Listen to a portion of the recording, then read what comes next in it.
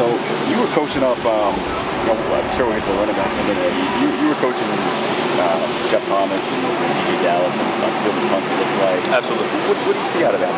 It's obviously they're just getting their feet on room and things like that. But, what are your thoughts on it? I mean, obviously a lot more from DJ because DJ was here at the mid-year, so he went through spring ball, and he's made some great progress. He kind of came in like most freshmen, a little bit out of shape. The workload a little bit different in college football than it was in high school, even for the guys that work really hard. But I think he's changed his body some. He's put on some more lean muscle mass, kind of be in better conditioning. And so I'm really excited about his progress so far, kind of trying him out in different spots, receiver stuff, obviously punt return and kickoff return. And Jeff Thomas is really early. I think he's still learning how to adjust to college football and learning the pace at which we go at, and understanding how to take coaching the proper way, which is not, I'm not saying the bad way, but understanding how we do things here in Miami. But that cat can move now. He got some juice in space. And I'm really excited about some of the stuff he does with the ball in his hand, whether it be running vertically down the field to kind of some explosive pass plays, but also just on simple bubbles, what we call them. I think he does a really good job of fielding punts. He's a kind of natural receiver back there. But ball security's got to improve. Like most guys that come in, when I was in high school, I was kind of allowed to do what I wanted to with the ball. We kind of have a different standard here, but both of the guys are making great progress. It's obviously early, but does Jeff Thomas look like a guy who's going to help you this year in the receiving game? It will help us in some way. I'm just not sure exactly how much yet. And I think trying to get too excited about guys when we're just in shorts and uppers until we go live and people start getting hit in the face and you see how they respond. Football's a different game. You go watch guys play 7-on-7 and guys look phenomenal. And then, some 245-pound guy comes playing them full speed, they change the way they play.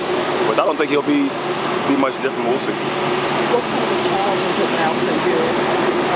And the rest of the offense with quarterbacks on the post here for the first time? Yeah, I think it's trying to figure out, who's going to give us the best chance to be successful from the quarterback standpoint. Then we have a couple guys who have different skill sets, who are all different, and will, obviously somewhat dictate our offense will be called based on who ends up being the guy. I think it's a healthy competition right now. I think all those guys are motivated. They've all shown some great things early. But even from the springtime, we want to be able to see, how guys react when it does become live. And obviously, Evan and Malik, I had a lot of reps in the springtime when it's live, and the coach is just to kind of face the bullet when many Diaz defense gears up and they come in at full speed. But I think so far it's been good. You think you'll know what hit them when they do come full speed? We'll find out. Most people don't. Obviously.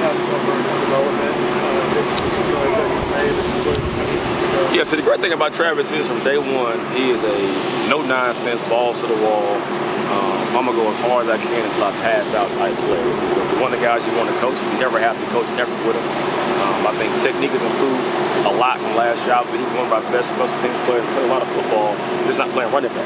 It's a lot of reps at it. But I think his workload will increase. Obviously, this year being this new role as a backup tailback right now. But I'm really impressed with him. And he's gotten a lot looser in the hips and come more fluid in open field. So I think he'll be done good this year. As Chris Herndon gets ready to take on that role, filling that spot for you guys, how has he looked out here and how is he adapting to being that guy? Yeah, he's looked really good. I mean, obviously, people talk a lot about the joke group for obvious reasons last year and how many plays he made. But Chris rarely ever came out of the game. He played a lot of 12 personnel with 2 tight ends, and so he played obviously a bunch of ball and was always a great worker and a great leader by example. I think he's taking on more approach, trying to be more vocal. And I've said it before, even last year. I mean, I don't really care about super rah-rah guys because that stuff won't last for a certain amount of time. I want guys who can be leaders. We want guys who can be leaders. And the team responds to them when they speak. They're going to do a good job of trying to address the guys more and take it to a different level, not just pushing yourself to be better than the guy next to you. So it's been great so far. To a certain degree, you're still learning your personnel and who can do what. Absolutely. In the past game, do you feel like Braxton, based on, you guys always talk about how diligent he is and obviously the things he can do, do you think he can get more targets in the season? Absolutely. I think, obviously one thing about Braxton is, we call him Mr. Fundamental, but he tries to do everything perfect always, whether it's in the receiving game, whether it comes to blocking, even when it comes to punt return. He's really good in space with the ball in his hands, but the main reason he was a starting punt returner last year because we could always trust him in any situation to never panic, to always be poised and make the right decision. So he'll definitely have a bigger role this year in our passing game. Obviously, we talked about 12 personnel. Obviously, there's some different guys in that role this year. Do you look at it as an offense? Do you look at it like, okay, we're just going to fill, that's what we do? Or do you look at it like what your strengths are in terms of personnel? Yeah, we're definitely going to play to our strengths. I think too often times guys get too many egos in this profession. We try to say, I'm gonna be this no matter what. And if you don't have the personnel to fit it, then you're working against yourself. I think we've done a great job of checking that receiver room. We got some great weapons in that room. We have some explosive guys. Got to find ways to get those guys involved in the game. They have to know how to play and live to the standard. Do you guys think, do you see all these freshmen playing this year, or are you guys going to try to redshirt maybe one? Yeah, I think our mentality, our goal is when we sign freshmen, we don't sign freshmen in redshirt. Redshirt because you're not ready either physically or mentally or both. So we expect all those guys to come in and play and contribute. If nothing more than just special teams. Even, Travis Hummel was a prime example last year. He didn't really carry the ball much at tailback, but he was a dominant special teams player that we had the guys had to count for it week in and week out. So we expect all those guys to contribute. And on our football team, on offense and defense, the best guys are going to play special teams regardless.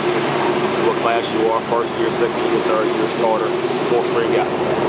Do you think about it maybe with a guy like Evan Sejoku, where he puts on a little more weight, maybe becomes a little bit more dominant, and he kind of unleash him next year? So is that maybe a thought with him?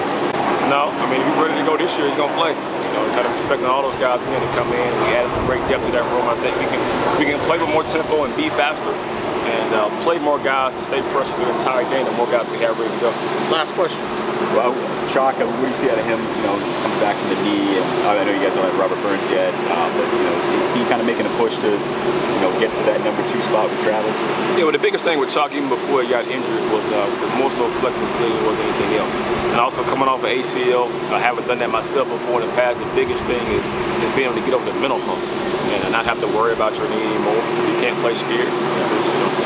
God forbid something happens again, but you can't play with that type of mentality. I think he's done a really good job so far of not flinching, not hesitating. And I think he has a ways to go to catch up and start to push Travis home. He's definitely getting better every day. Thanks, Nick.